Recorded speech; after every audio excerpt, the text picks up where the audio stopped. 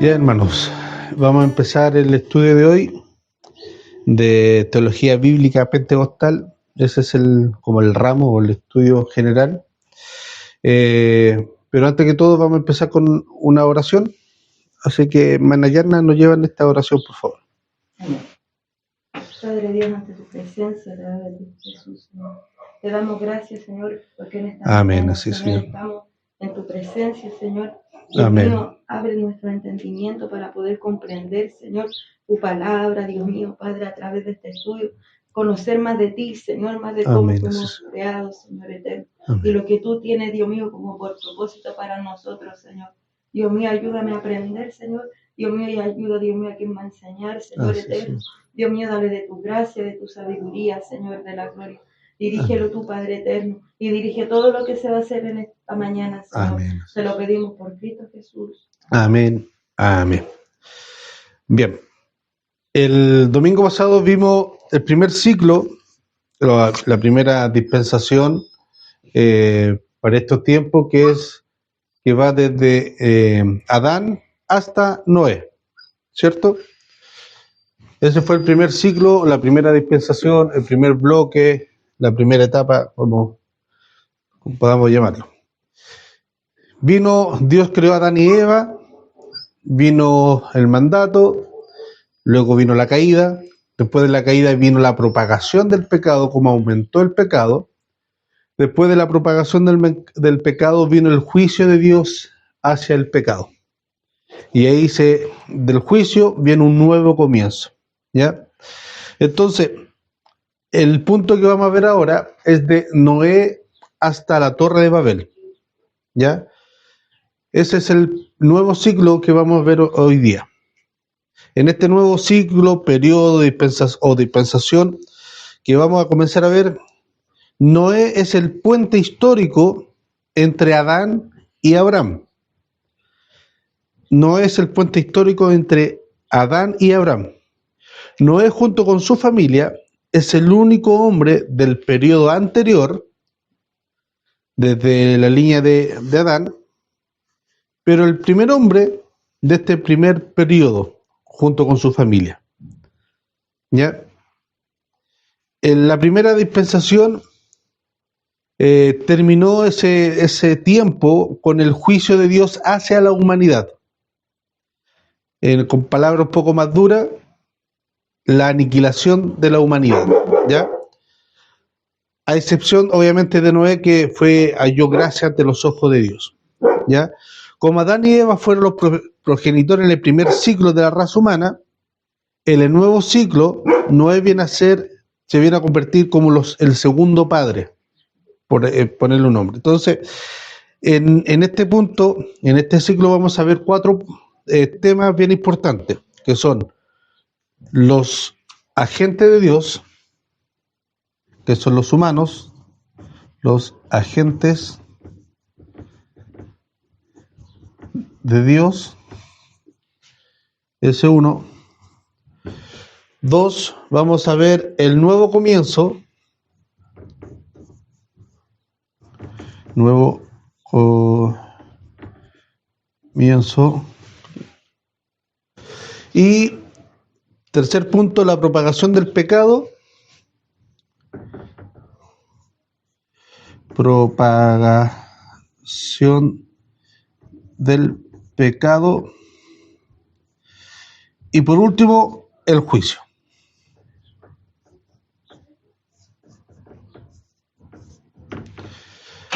Esos son los tres puntos que vamos a ver en este bloque, ¿ya?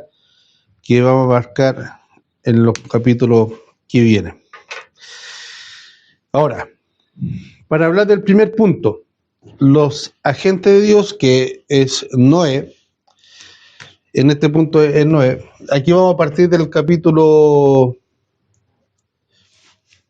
en el libro de Génesis, vamos a hablar desde el capítulo 8. Claro, vamos a comenzar desde el capítulo 8 en adelante.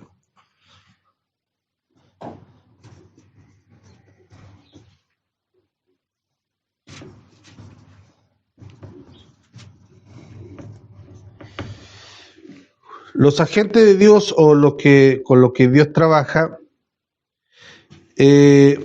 son Noé y su familia en este nuevo ciclo, ¿ya? Noé y su familia recibe el encargo, como antes lo recibió Adán. Recordemos que, como hablamos el domingo anterior, la persona que recibió toda la responsabilidad de parte de Dios, de que recibió todos los encargos, los estatutos, fue Adán. Y Adán fue el responsable de transmitir toda esta información a Eva. Entonces, por consiguiente, el verdadero origen del pecado no recae en Eva, recae en Adán. Porque Eva fue engañada por la serpiente, pero Adán pecó voluntariamente porque sabía. No es que Eva lo engañó con el fruto, le mintió, no. Él sabía qué fruto o cuál era la consecuencia de ese fruto que Eva le presentó. Entonces, por consiguiente, Adán pecó o desobedeció a Dios con conciencia, genuinamente. Entonces, el peso del pecado recae en Adán. Entonces, como antes se le dio el encargo a Adán de ser fructífero y multiplicar la tierra, en este nuevo ciclo, los progenitores de esa función son la familia de Noé, ¿ya? Ahora, con respecto a Noé, tenemos muy poco información. Hay muy poca biografía de parte de Noé, salvo algunos puntos que vamos a ver, que nos entrega para armarnos un poco un panorama, un bosquejo de dónde venía Noé y cuál era su misión. Por ejemplo, podemos ver en Génesis capítulo 5.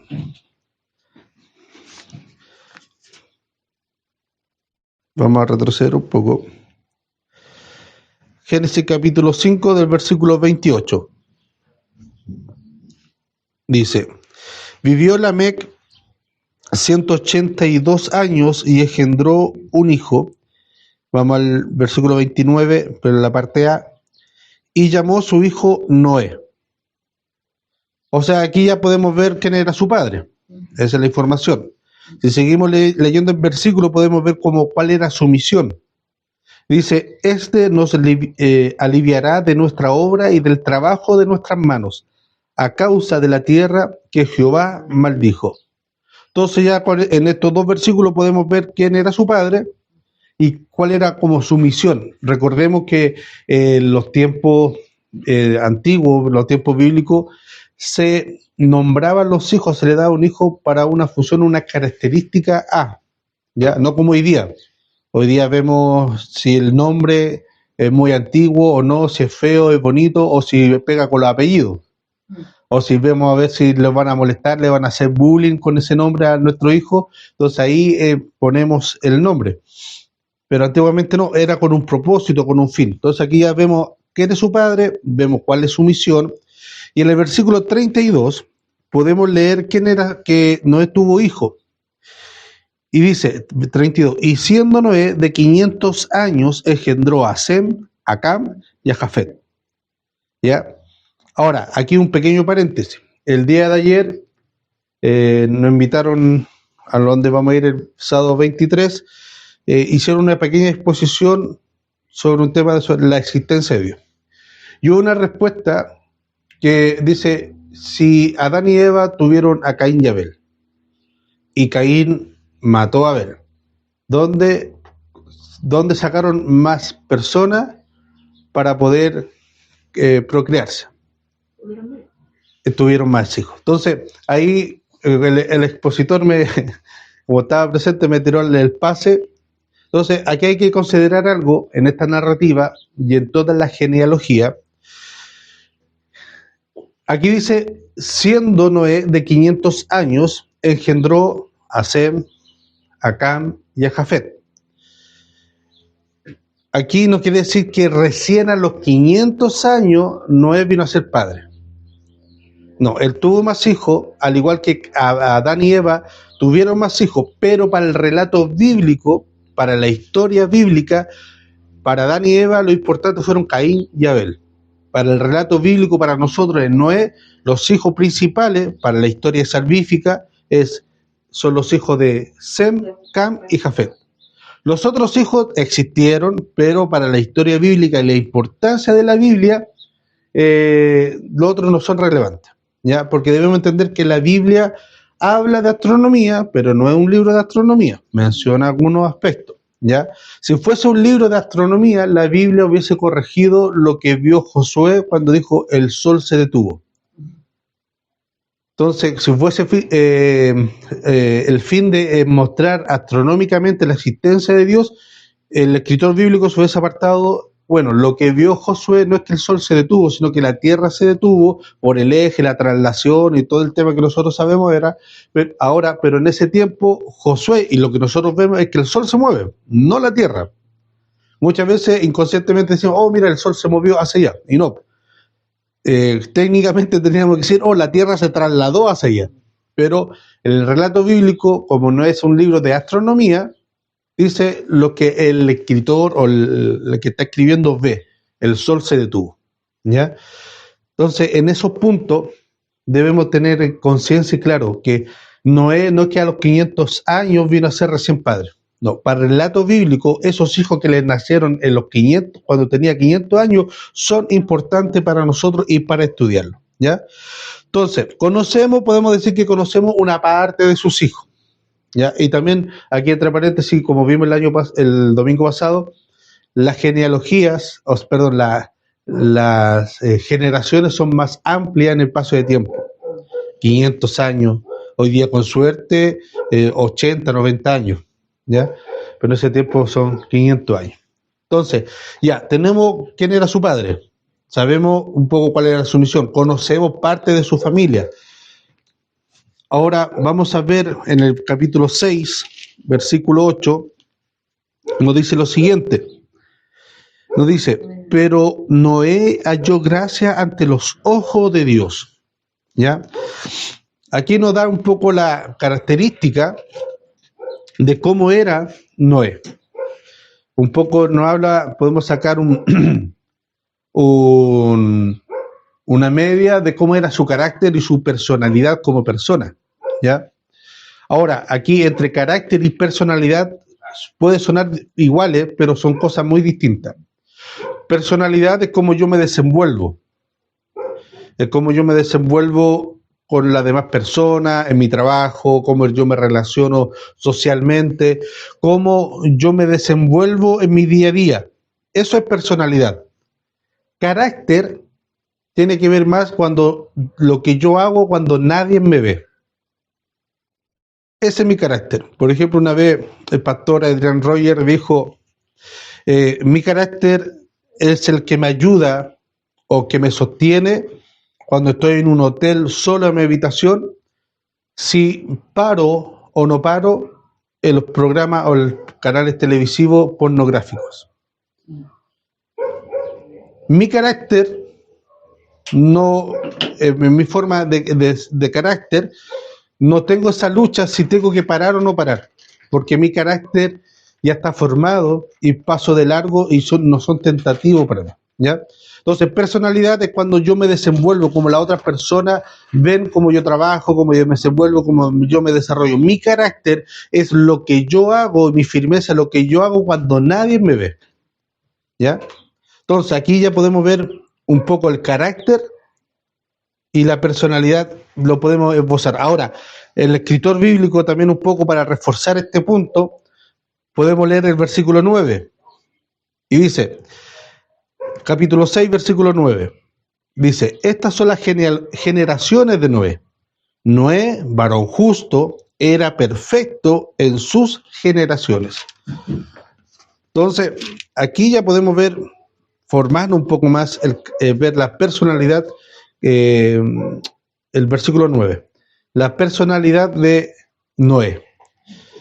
¿Por qué halló gracia? Porque hizo un acto bueno. ¿Por qué halló gracia?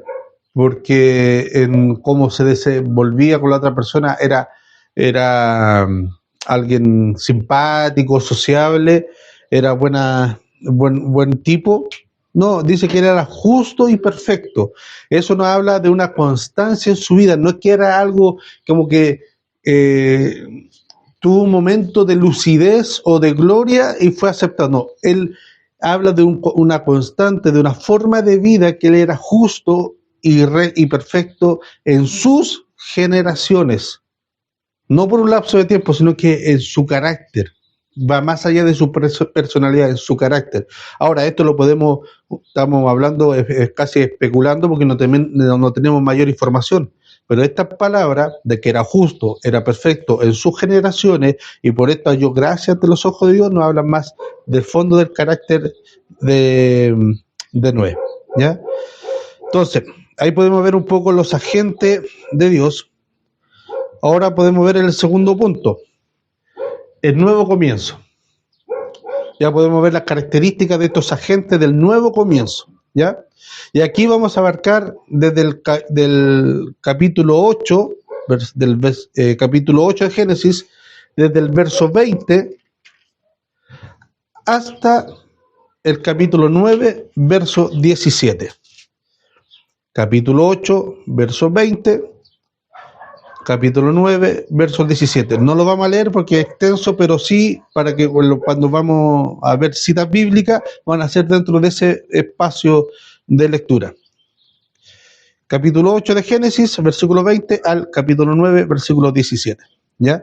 Dentro de este espacio de lectura vemos dos enfoques o dos factores después del diluvio. ¿Ya? Esto es ya después del diluvio. Primero, Noé restaura la correcta adoración. Ya, para que lo anoten ahí en su cuaderno. Y yo no sé dónde dejé el plumón, acá está el plumón. Ya, hay dos factores o puntos.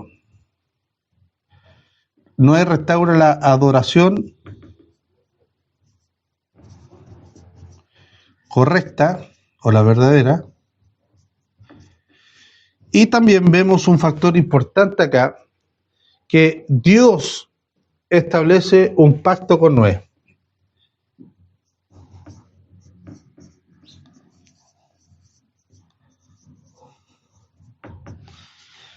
En esta sección de lectura vemos esos dos factores.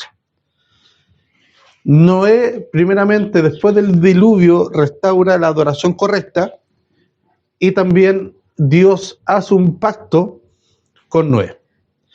Ahora, lo que podemos ver, Manayana, el capítulo 8, versículo 13 al 19, podemos leer lo siguiente, por favor. El 13 al 19, ¿cierto? Claro. Y sucedió que en el año 601 de Noé, en el mes primero, se secaron sobre la tierra, las aguas sobre la tierra, y quitó Noé la cubierta del arca y miró, y he aquí que la faz de la tierra estaba seca. Y en el mes segundo, a los 27 días del mes, se secó la tierra. Entonces habló Dios a Noé, diciendo: sal del arca, tú y tu mujer y tus hijos y las mujeres de tus hijos contigo, y todos los animales que están contigo, toda carne de aves y de bestias, y de todo reptil que se arrastra sobre la tierra, sacarás contigo, y vayan por la tierra y fructifiquen y multiplíquense sobre la tierra. Entonces Noé y sus hijos y su mujer y las mujeres de sus hijos con él, todos los animales y todo reptil, toda ave, todo lo que se mueve sobre la tierra según sus especies, salieron del arca. Y edificó Noé un altar a Jehová, y tomó de todo animal limpio y de toda ave limpia, y lo ofreció en holocausto en el altar. Amén. Hasta ahí. Entonces, vimos ahí desde el 13 al 20, incluyó el 20 también, vimos ahí que Noé ya recibe una orden de salir del arca, ¿cierto? Uh-huh. Ahora, podríamos decir como lo anecdótico de este pasaje, es que Dios le da la orden a Noé de que salga del arca su familia, su descendencia y todos los animales. Y Noé hace eso, cumple, ¿cierto? Pero Dios no le dice, cuando salgas, ofréceme un holocausto. Eso nació de Noé. Y ahí nosotros podemos ver también una acción de gratitud de parte de Noé, de salvar a su familia. Yo creo que por todo el tiempo que tuvieron dentro del arca, conversaron. Obviamente, a lo mejor hubo un momento de aflicción, de ver cómo la destrucción, la nostalgia, como ser humano siempre está en nosotros esa nostalgia del pasado, como cuando el pueblo de Israel salía y caminaba por el desierto y decía, mira, en Egipto estaba mejor, ¿ya? Esa frase de decir todo tiempo pasado fue mejor, aquí no nos corresponde, no es así. Con la nueva vida en Cristo y estando en Cristo, todo tiempo presente y futuro siempre va a ser mejor que nuestra vida pasada. Entonces, meditaron, hablaron, reflexionaron sobre la gracia y el favor de Dios de salvarlo a ellos. Entonces, en el acto de salir del arca, Noé con su familia presentó holocausto a Dios. Entonces, restauró en cierta medida, lo primero que se preocupó fue la adoración, ¿ya? Y aquí muchas veces nosotros, aunque no sale la palabra adoración todavía, aparece un poquito más adelante, con el siguiente personaje del ciclo que vamos a ver el próximo domingo, en cierta medida, aquí lo que ellos concierne con la palabra adoración es muy distinta a lo que nosotros formamos en nuestra cabeza o nuestra liturgia o nuestro estilo de culto, lo que es la adoración. La adoración en el Antiguo Testamento y en los patriarcas siempre estuvo ligado con el sacrificio, con las ofrendas, ¿ya? Por eso muchas veces en algunos hermanos dicen, hermano, entréguele una ofrenda al Señor de alabanza, de cántico, para relacionar un poco con la adoración, pero a nosotros en nuestros cultos actuales se nos hace muy difícil concebir un culto sin música, sin cántico, ¿cierto? ¿Por qué? Porque nosotros tenemos arraigado de que en el cántico, en la música, está la adoración, ¿ya? Pero no es así. Bueno, eso va a ser un tema un poco más adelante, ¿ya? Entonces, en este entorno en que la vida volvía a regresar como a la normalidad, lo primero que Noé hace es retomar la adoración correcta, ¿ya? Y luego de que Noé presenta la ofrenda a Dios y que Dios la recibe, ojo ahí, porque Dios la recibió, Moisés nuevamente recurre a un lenguaje antropomórfico. ¿Se recuerdan lo que dijimos en la clase, o sea, el estudio pasado, qué es lo que era antropomórfico? Algo como...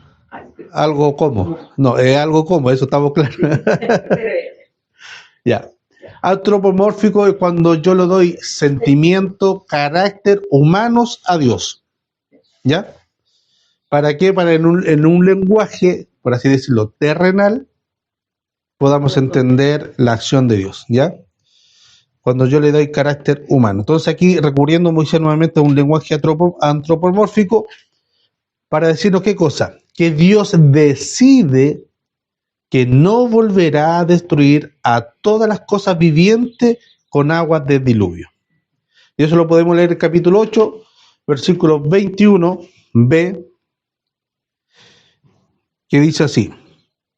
Dice, no volveré más a maldecir la tierra por causa del hombre, porque el intento del corazón del hombre es malo desde su juventud, ni volveré más a destruir a todo ser viviente como he hecho.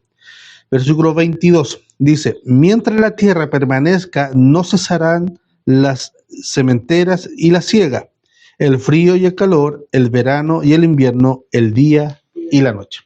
¿Ya?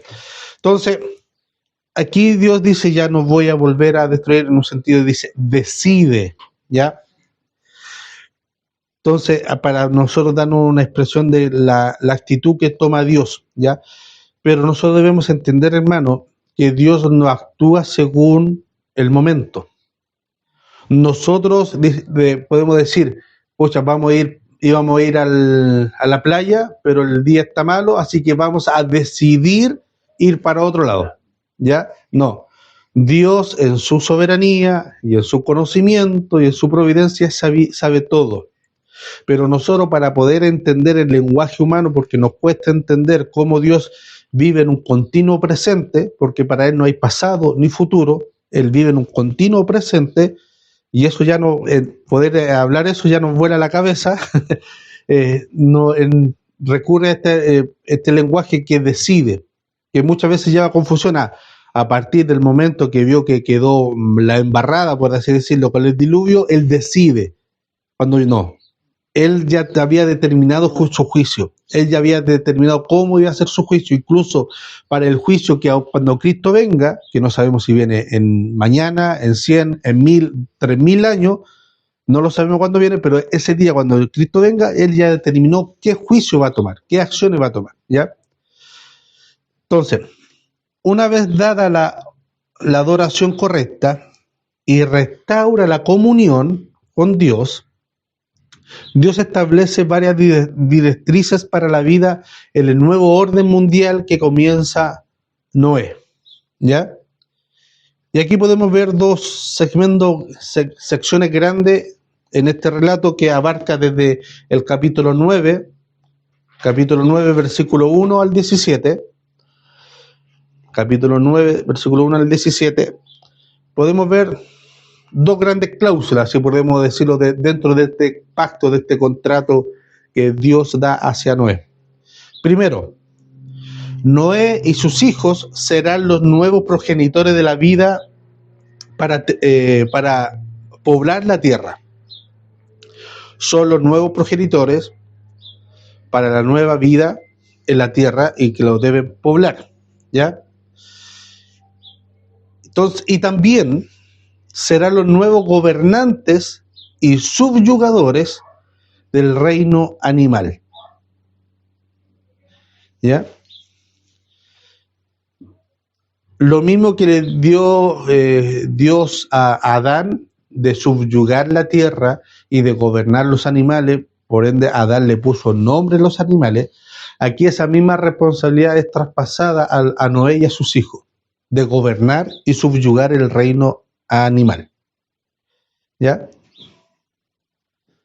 ¿Se entiende? ¿Voy muy rápido o...? No, está bien. ¿Está bien? Ya, perfecto. Ahora, pero dentro de esta nueva rol de responsabilidades de subyugar y gobernar el reino animal, Dios pone una cláusula, un punto, una restricción, ¿ya? Que lo podemos leer en el capítulo 9, versículo 4.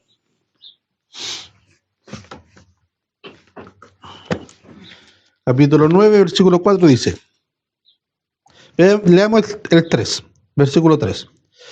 Todo lo que se mueve y vive os será para mantenimiento, así como las legumbres y plantas verdes os lo he dado todo. Versículo 4. Pero carne con su vida, que es su sangre, no comeréis.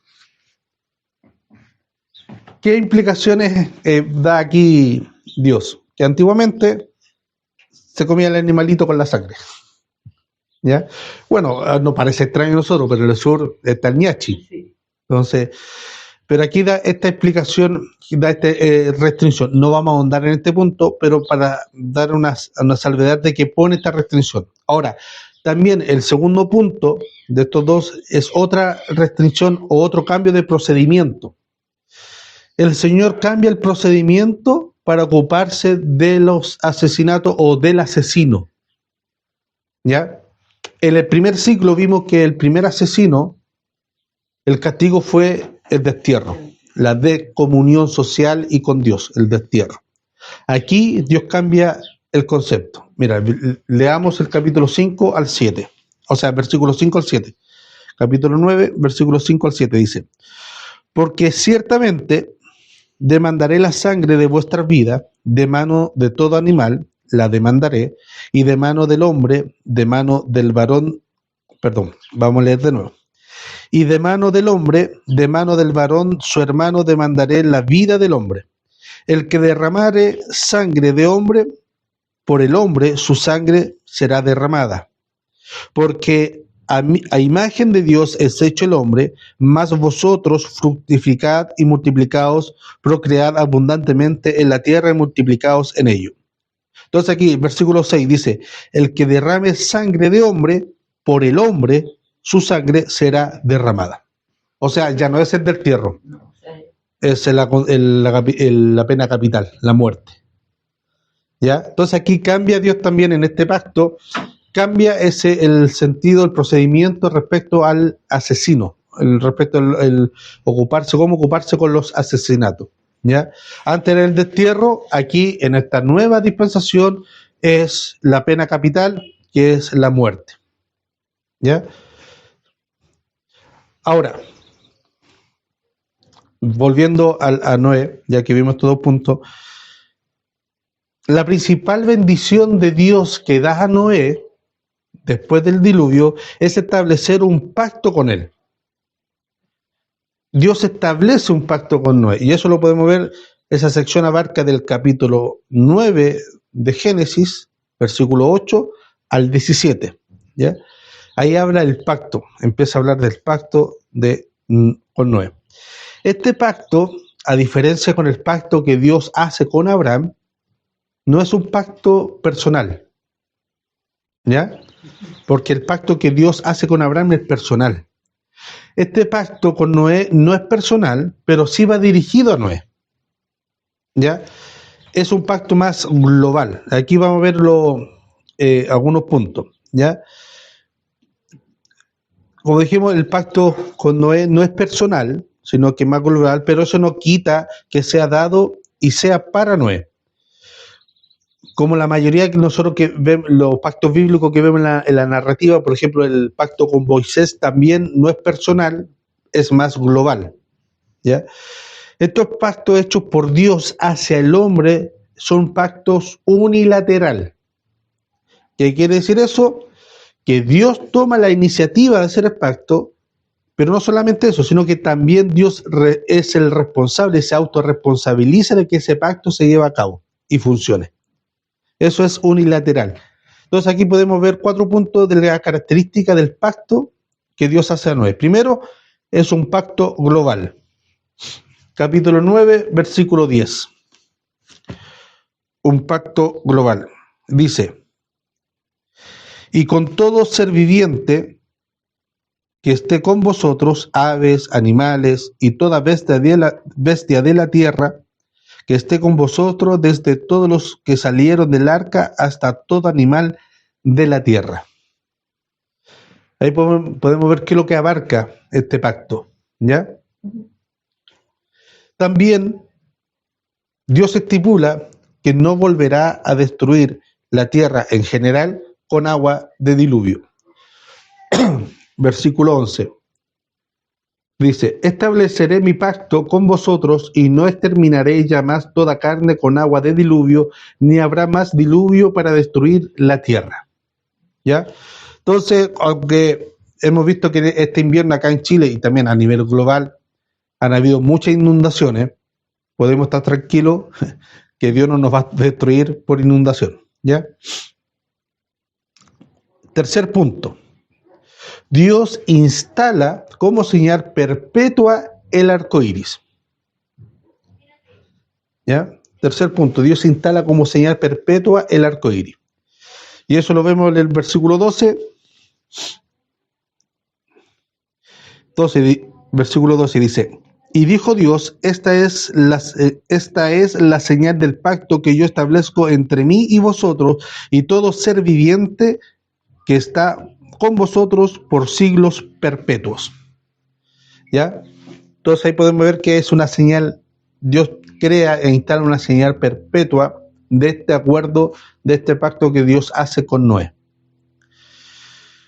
Y el cuarto punto que podemos ver en este pacto es que el pacto no es un pacto solamente unilateral, sino que también es eterno. Es un pacto eterno. Y eso lo podemos leer en el versículo 16.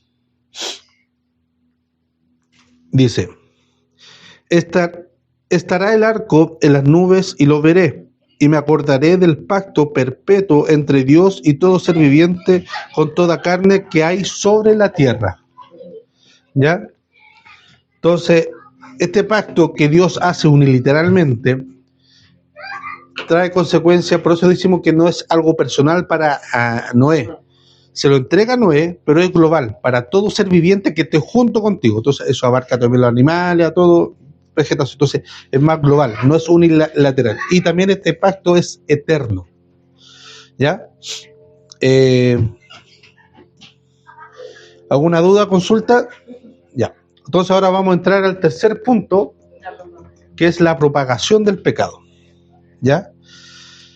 La población humana que sobrevivió al pecado, que sobrevivió al juicio de Dios, al diluvio, consta de 8 personas. ¿Ya? Según la narrativa de Moisés, que nos informa en el capítulo 9, versículo 7, esas 8 personas fueron las que gobernaron y que repoblaron la tierra.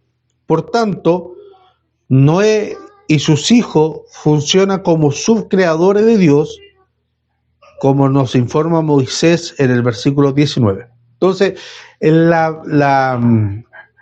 domingo pasado vimos que Dios le entrega a Noé que sea subgobernador, que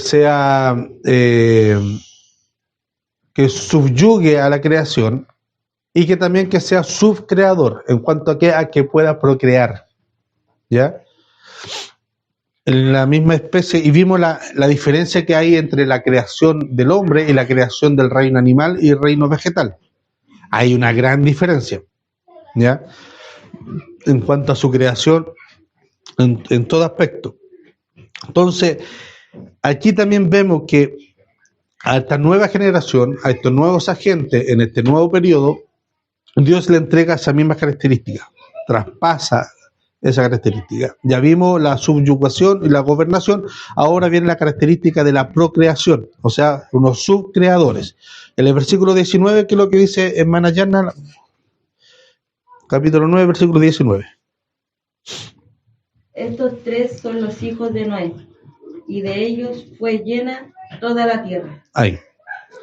Entonces ahí nos relata, nos da una pequeña expertise de que de ellos 3, que son lo importante para el relato bíblico, fue llena toda la tierra. Entonces en el relato bíblico Moisés nos informa esa característica. Ahora, el registro genealógico identifica las naciones que se forman después del diluvio. ¿Ya? Ahí vamos al capítulo 10, versículo 1. Nos habla de la generación de Jafet.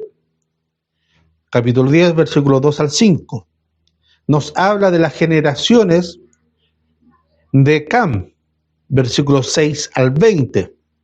Y también nos habla de las generaciones de la descendencia de Sem, versículos 21 al 31. Y Moisés termina este registro de genealogía con estas palabras. Estas son las familias de los hijos de Noé por su descendencia, y de estos se esparcieron las naciones en la tierra después del diluvio, versículo 32.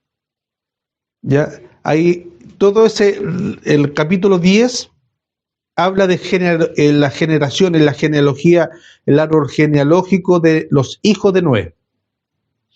El capítulo 10 es solamente de eso, y termina con esa frase. Estas son las familias de los hijos de Noé por su descendencia, y de estos se esparcieron las naciones en la tierra después del diluvio. ¿Ya? Ahora, dentro de este relato, que nos presenta unos datos muy importantes y muy relevantes, ¿ya? Que muchas veces en nuestra lectura pasamos por alto. Por ejemplo, el versículo 5 en Manayana, ¿qué es lo que dice? Capítulo 10, versículo 5. Dice, de estos se poblaron las costas, cada cual según su lengua, conforme a sus familias en sus naciones. Ya, a eso dice el versículo 5. Sí. Vamos al versículo 20. Dice, estos son los hijos de Cam, por su familia, por sus lenguas, en sus tierras, en sus naciones. Versículo 31 dice: estos fueron los hijos de Sem, por sus familias, por sus lenguas, en sus tierras, en sus naciones. Se dispersaron. Se dispersaron. Pero hay otro detalle bien interesante aquí en este relato. ¿Cómo? Porque hablaban diferentes lenguas. Hablaban diferentes idiomas. Ahora, en nuestro relato bíblico, ¿cuándo ocurre eso? Después de la Torre de Babel. Después de la Torre de Babel. ¿Y cuándo ocurre la Torre de Babel? En el capítulo 11. Entonces, claro, uno dice, pero a ver, si el castigo del juicio de Dios, aquí nos vamos a adelantar un poquito, pero vamos a entrar un poco más allá. El castigo del juicio de Dios fue en el capítulo 11. ¿Por qué me sale el capítulo 10? Que ya hablaban según sus lenguas, según sus naciones, según sus tierras. Si se supone que en esa época hablan todo el mismo idioma, vivían todo en el mismo lugar y todos vivían en la misma ciudad, en la misma tierra. ¿Ya? Entonces ahí nos salta cuando si leemos, por eso es importante cuando leamos la Biblia, notar estos detalles, porque eso también nos ayuda en el tema de la investigación y bien interesante. Entonces si nosotros leemos el capítulo 10 y llegamos hasta ahí nomás, se nos va a saltar la duda de decir, bueno, ¿y cómo surgieron las lenguas? Y las naciones distintas, cómo se formaron después del diluvio, si todos vienen de Noé. No creo que Noé con su esposa y sus hijos, cada uno hablaba su distinto idioma. Todos hablaban el mismo idioma. Entonces, y de ahí viene toda la descendencia. De ahí viene todo. Entonces, cómo ellos hablaban, se separaron según su lengua y su historia. Bueno, aquí lo que pasa, que Noé empieza a registrar la dispersación del pueblo, de las naciones, empieza a hablar, hace este registro, ¿ya? Pero como a nosotros también nos sale esta duda, Noé preparó el versículo 11 en un relato en retrospectiva. ¿Ya? No que, como lo está relatando, sucedieron los hechos cronológicamente. ¿Ya? Habló sobre las generaciones, entonces Noé, inspirado por el Espíritu, dice, bueno, aquí me van a decir, bueno, ¿cómo va a saltar la duda cómo nacieron las lenguas? Y también tengo que registrar el hecho de la Torre de Babel, que fue importante en aquella época, ¿ya? Entonces primero se encarga de las generaciones y hace un relato en retrospectiva hacia el origen de las lenguas y la dispersación de este acontecimiento histórico, pero no como un hecho cronológico. Primero se dispersaron y ahora viene la Torre de Babel, no, sino que da una importancia como de un relato, una secuencia de un relato. Entonces, el acontecimiento del capítulo 11 lo tenemos que ver en retrospectiva, que ocurrió antes de lo que estamos leyendo, cronológicamente, ¿ya? Entonces, el escenario para este suceso es que toda la tierra, el capítulo 11, versículo 1, ¿qué dice hermana Yerna?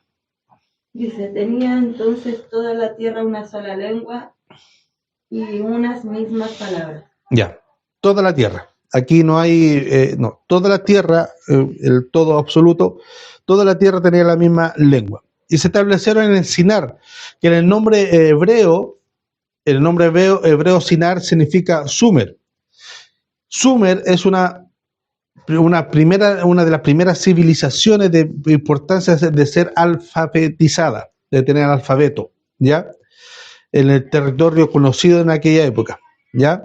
Entonces, una tierra, una civilización muy importante. Ya en ese lugar, en Simer, que en hebreo significa Sumer, los griegos lo llamaron o le pusieron como nombre o lo llaman como Mesopotamia. Ya, en ese lugar, en Mesopotamia, cuando usted escuche la palabra en el Nuevo Testamento, en Mesopotamia, ahí se construyó la Torre de Babel, ¿ya? Entonces, ahí dice que ahí se sentaron los hijos de Noé, y desde ahí, desde Mesopotamia, de Sumer, de Sinar, Dios lo dispersó, ¿ya? Ahora, en esta narrativa que podemos ver, Noé nos cuenta de dos focos, ¿ya? ¿Por qué Dios castigó a esta gente? ¿O por cuál fue el pecado de esta gente? Que Dios me mandó juicio. Primero, hay dos puntos. Punto 1.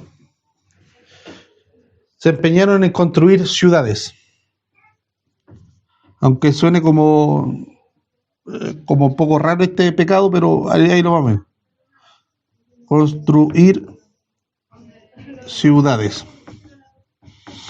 Y segundo, que va ligado de la primera, de construir ciudades, volvió la falsa adoración.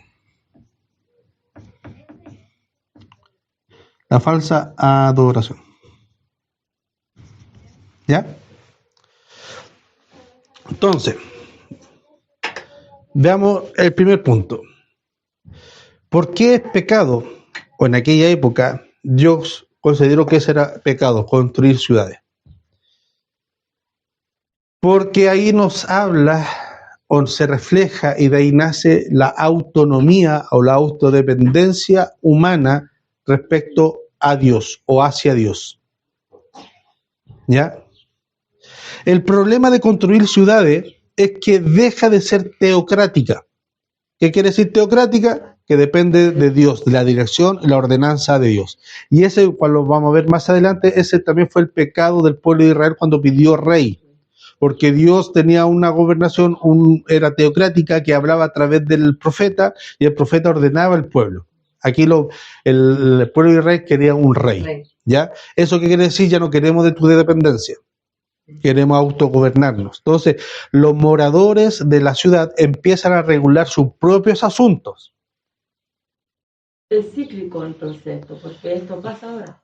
Exactamente. Es lo mismo que está pasando ahora, sacar la figura de Dios de la ciudad y la civilización humana. Lo que quieren hacer ahora, por ejemplo, no, en el matrimonio, en la crianza de los niños, el tema valórico, Dios no cabe acá.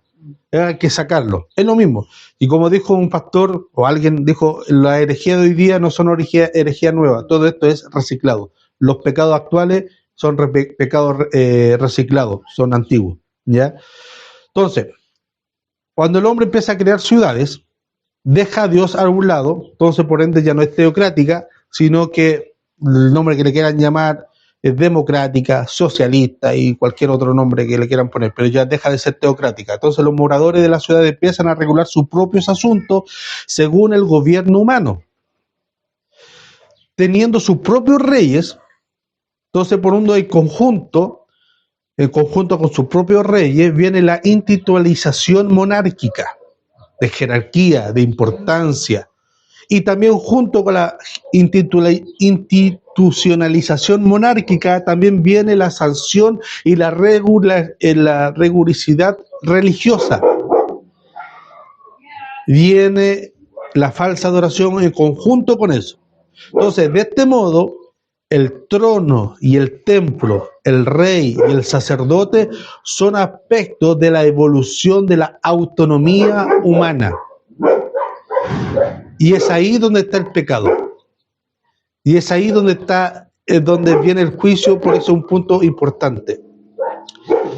Ellos quisieron asentarse en Sinar, en Sumer, en Mesopotamia, para edificar ciudad. Pero dentro de esa ciudad dejar a Dios afuera, a un lado. ¿Ya? Como viene también la ciudad, como viene también un rey, como viene dejar afuera a un Dios, ya se deja las decisiones importantes del quehacer cotidiano para decir, no sé qué, esto, veámoslo nosotros, no molestemos a Dios con cosas pequeñas, dejemos a Dios para problemas grandes, sacamos a Dios de lo mínimo y decidamos esto nosotros. Entonces, como hay un rey y como el corazón del hombre es pecaminoso, este rey también quiere recibir cierta adoración, cierta importancia. Y por ende de ahí, de la manito, viene la falsa adoración y la falsa religión. Estos dos conceptos, estos dos primos, están como un aspecto complementario en la edificación de las ciudades. ¿Ya? Vienen en conjunto. Por ejemplo, veamos capítulo 11, versículo 4. Dijeron, así estos muchachos, dijeron, vamos, edifiquémonos una ciudad, una torre cuya cúspide llega al cielo, y hagámonos un nombre, por si fuéramos esparcidos sobre la faz de la tierra. Entonces, aquí ya no estaban buscando una civilización de vivir en comunión, de vivir bien, como en el huerto del Edén, sino que estaban buscando algo de, de llegar hasta el cielo.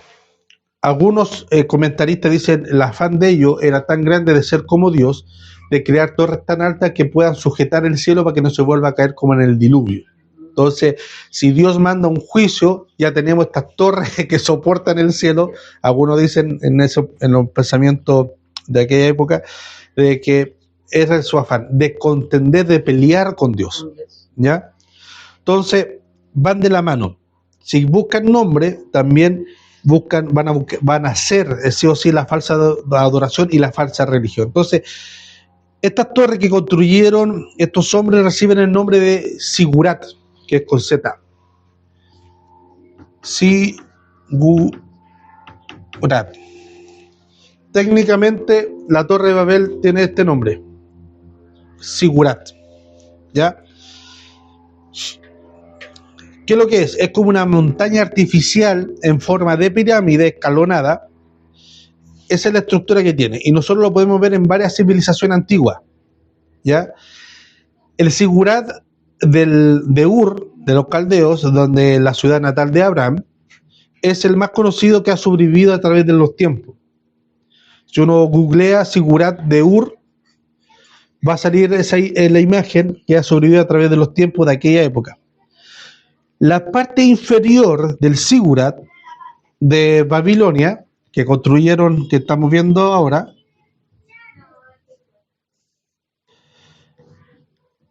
el Sigurat es una cosa así. Obviamente para el dibujo yo soy malo.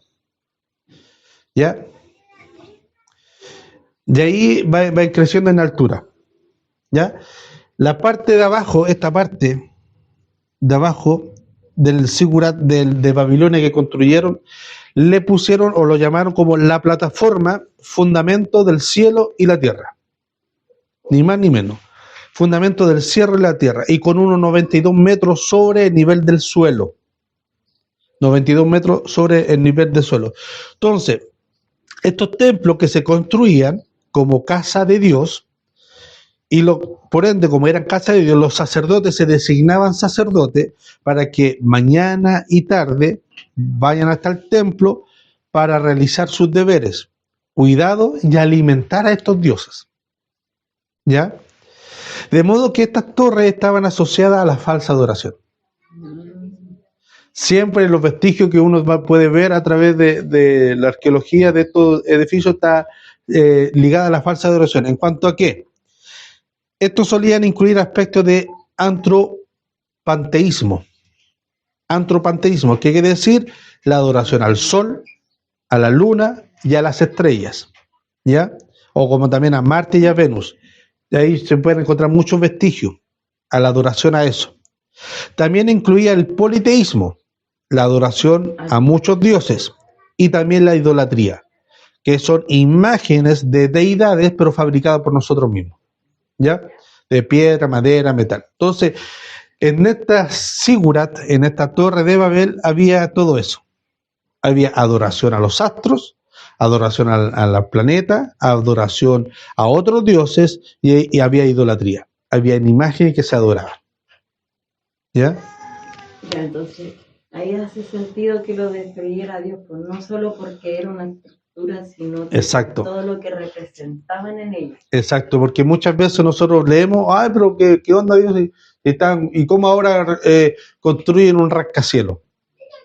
¿Por qué Dios no destruyó las Torres Gemelas antes? ¿Por qué Dios no destruyó acá en Chile el Costanera Center, que es el edificio más alto o el edificio más alto del mundo allá en Dubái? ¿Por qué Dios no lo destruye?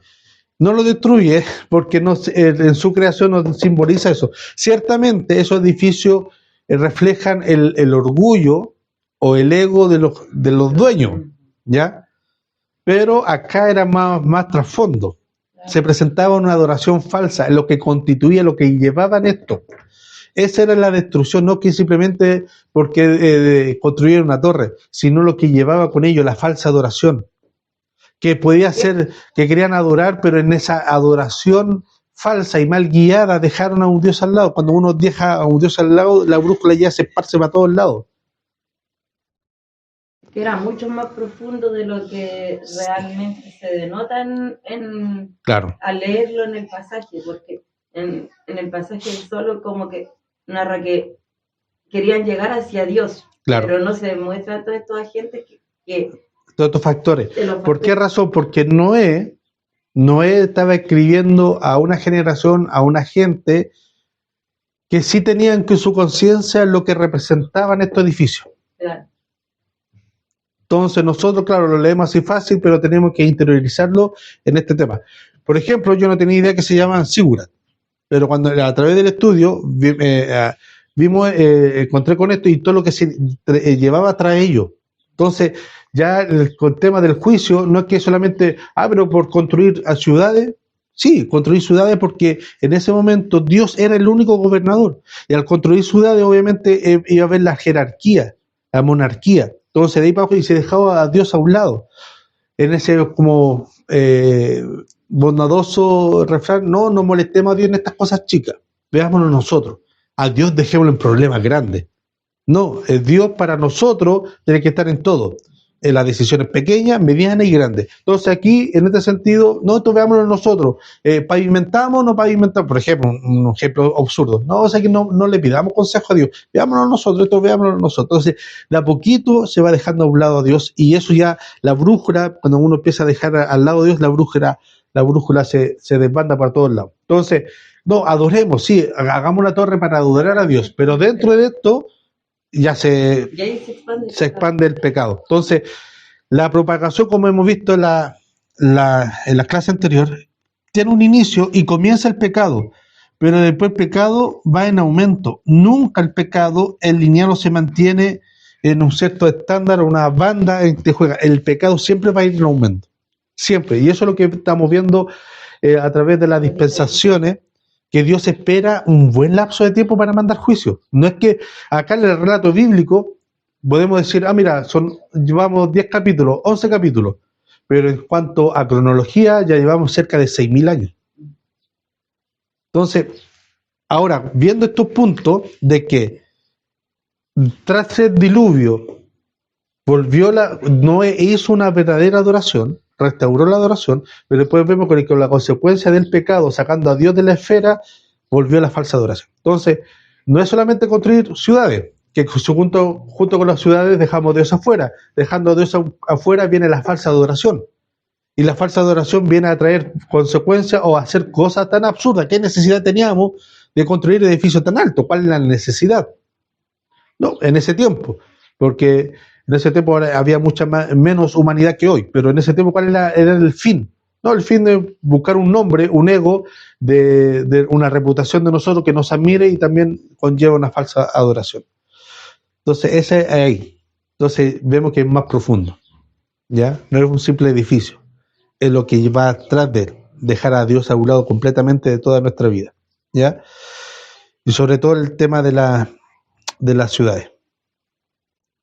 Ahora, ya que vimos que el tema del pecado era más allá de una mera construcción, sino que ver los efectos complementarios de la autonomía humana, dejando a Dios al lado afuera, y la falsa adoración. Y ahora vamos a ver el juicio. ¿Ya? Es bien interesante el tema cuando se indaga un poco. A mí me fascinó harto leer varios comentarios y varios estudios sobre la Torre de Babel. Ahora, el juicio que llevó el primer periodo fue universal, por la violencia desatada en aquella época. Esa fue la causa del juicio, por la violencia de la raza humana. Eso lo podemos leer en el capítulo 6, versículo 3 de Génesis. Esa fue la causa del juicio de Dios por la violencia desatada en la raza humana, por el derramamiento de la sangre de Caín, que había contaminado el mundo y toda la creación. Producto del primer asesinato que ocurrió, Dios modificó la consecuencia de aquel asesinato. En el caso del segundo periodo, de esta segunda dispensación, el juicio o el por qué él mandó juicio es distinto. Los pecados que provocaron a Dios para hacer juicio son la autonomía y la idolatría. Por ende, su propósito no es de purificar la tierra como fue en el primer ciclo. En el primer ciclo fue el juicio para purificar la tierra de la maldad. Acá no. Acá es para frustrar la consolidación de la falsa adoración. ¿Ya? En la narrativa que nos presenta Moisés y nos relata el personaje principal Noé, no nos da mayor detalle de cómo se inicia la falsa adoración. Porque hemos visto que después de que Noé salió del diluvio, que eso fue en el capítulo 8, versículo 20, que apenas Noé salió del arca, ofreció holocausto. Pero ahora vemos en el capítulo 11, 2, 3 capítulos, que ya hay una falsa adoración. No nos da mayor información sobre cómo nació la falsa adoración, ¿ya? Pero sí nos dice que hubo falsa adoración después del diluvio. Esta falsa adoración agrava con la autonomía humana. Estos pecados gemelos, la falsa adoración y la autonomía humana, complementan la adoración de la criatura, o sea, a la humanidad.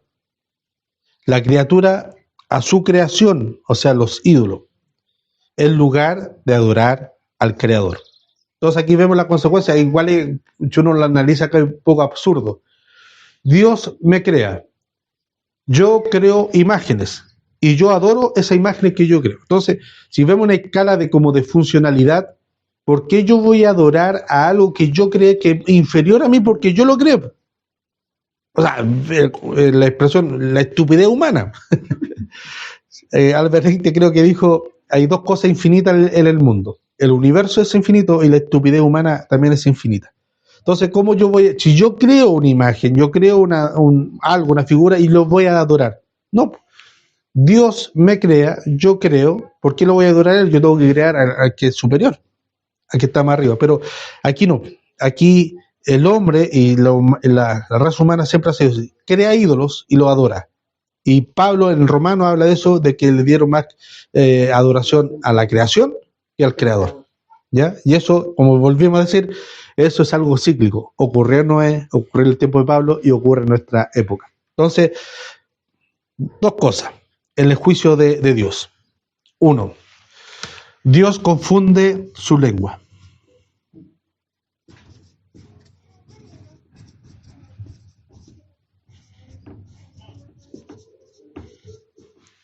Dios confunde su lenguaje. Y también lo dispersó sobre la faz de la tierra.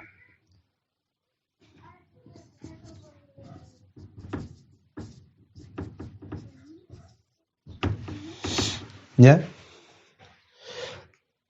Ahora, este juicio de Dios sobre este hecho puntual de la Torre de Babel fue eficaz, porque la humanidad se vio incapaz de poder comunicarse y por consiguiente dejaron de construir la torre y las ciudades, y se dispersó.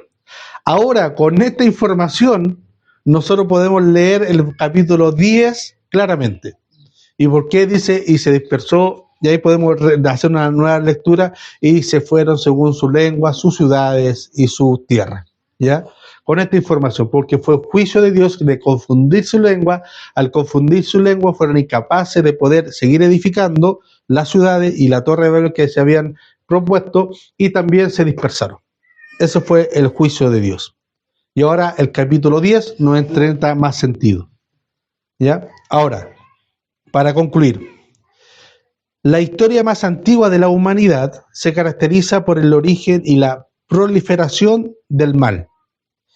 Sin embargo, haciendo caso omiso a la elección que Dios había hecho sobre la rendición de cuentas a los seres humanos, los descendientes de Noé rechazaron su gobierno teocrático y empezaron a practicar la falsa adoración. Y como resultado, Dios los juzgó confundiendo su lengua y dispersando la población por toda la tierra. El extenso intervalo desde Noé hasta Babel ilustra la paciencia de Dios, la gracia y la misericordia de Dios manifestada en las larguísimas generaciones, como podemos leer el capítulo 10, que habla de las generaciones de los descendientes de Noé. Entonces, en el primer ciclo vemos que Dios manda juicio, pero pasaron cerca de 2500 años. Acá vemos también otro periodo casi similar. Entonces podemos ver la manifestación de la gracia y la misericordia de Dios. Aunque los relatos bíblicos nos pasamos por alto mucha información, muchos detalles, no, aquí vemos la paciencia de Dios. Y si vemos como estos procesos cíclicos de 2000 y tantos años, a mí me hace sentido que pasada la muerte de Cristo ya llevamos 2023 años, y el aumento del pecado ha sido exponencial. Estamos como en los tiempos de... Claro, sí, estamos en el tiempo de que, sí podemos sacar, viendo estas conclusiones y sacando como el primer ciclo, 2500, 2400 años, el otro ciclo, acá no alcancé a sacar la cuenta, pero si leemos la genealogía del capítulo 10, 2000, 2500 años, entonces murió Jesús, ya llevamos el 2030, o sea, podemos decir, no... Se está grabando esto, después va a salir en el canal de YouTube. No estoy dando fecha. Entonces, decir que faltan como 400 años para que venga Cristo, o 370 años para que venga Cristo, o la segunda venida, para que venga el juicio. Se podría decir, pero no hay base bíblica. No es clara en decir que el tiempo lo sabe Dios. Ahora aquí nosotros estamos sacando especulaciones según las generaciones, claro. Ya, pero el lapso de tiempo podemos decir incluso la banda de lapso de error puede ser entre 300 a 400 años. Entonces igual es harto lapso de tiempo, ¿ya? Entonces, una vez más vemos la misericordia de Dios. Y de esta historia de la autonomía y falsa adoración, Dios llama a una nueva familia para iniciar un nuevo proceso. Y eso es lo que vamos a ver el próximo domingo, que vamos a hablar sobre Abraham, desde Abraham hasta la peregrinación de Israel por el desierto. Amén. Entonces, este ha sido el estudio de hoy, mis hermanos.